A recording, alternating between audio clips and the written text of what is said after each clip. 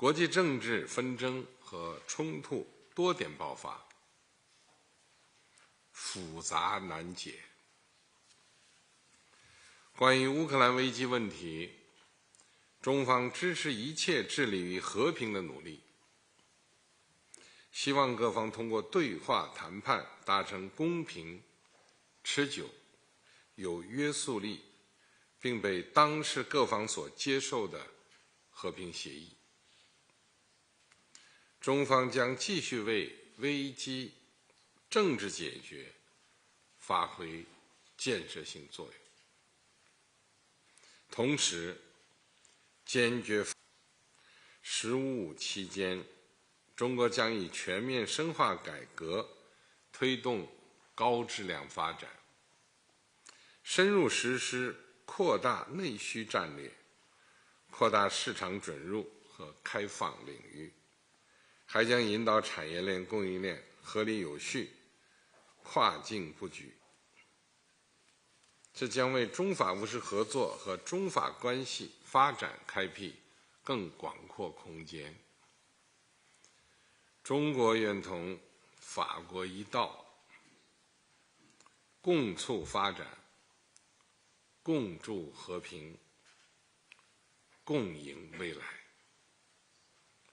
朝着构建人类命运共同体方向不断迈进。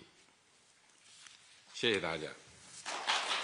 Avait marqué le temps fort des célébrations du 60e anniversaire de l'établissement de nos relations diplomatiques.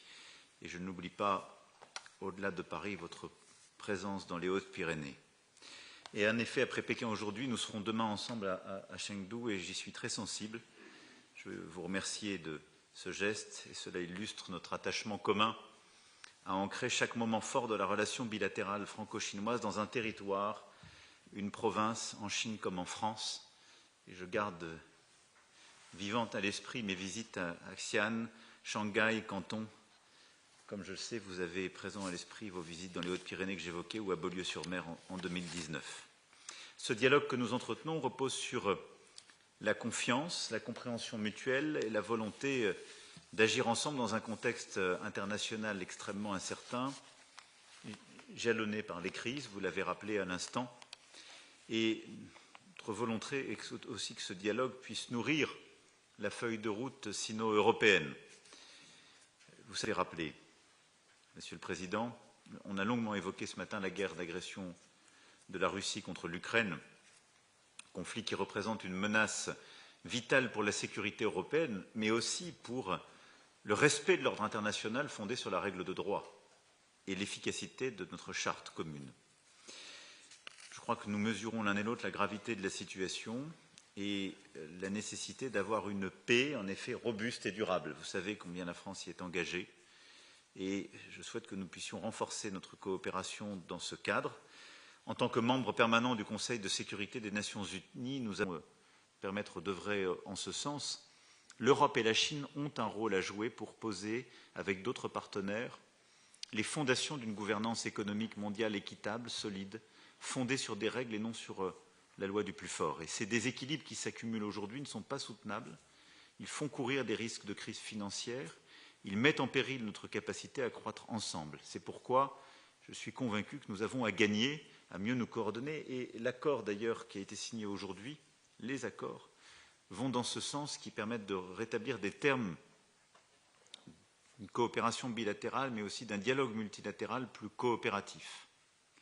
Au fond, l'Europe doit se réformer pour être plus compétitive et investir davantage.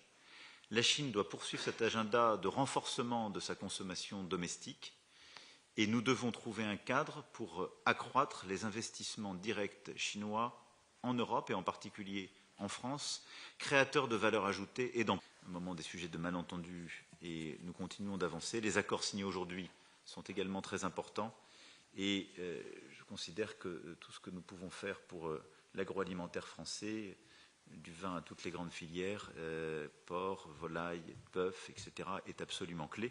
De la même manière que nous voulons continuer en matière d'aéronautique, de nucléaire civil, de recherche, comme les accords aujourd'hui aussi ont permis de le faire. Et nous avons pu ensemble, au service de cet agenda, souligner l'importance des échanges humains et nos échanges d'étudiants.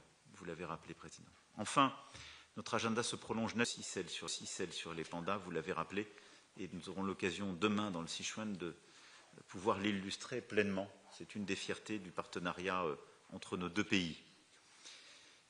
J'aurai l'occasion aussi demain, Monsieur le Président, après nos échanges, de me rendre à l'université du Sichuan, qui sera à nouveau l'occasion de rencontrer la jeunesse chinoise et de lui dire qu'elle est bienvenue en France pour faire ça.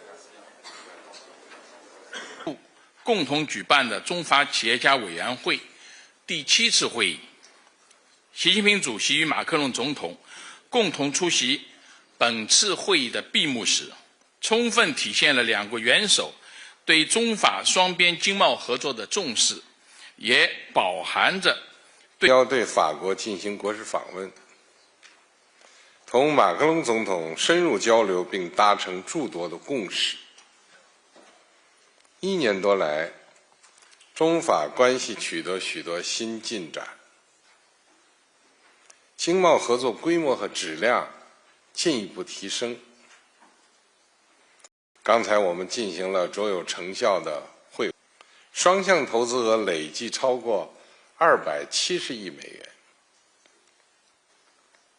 意法半导体重庆碳化硅晶圆项目，赛诺菲胰岛素北京原料药项目，空客天津第2条 A320 系列飞机总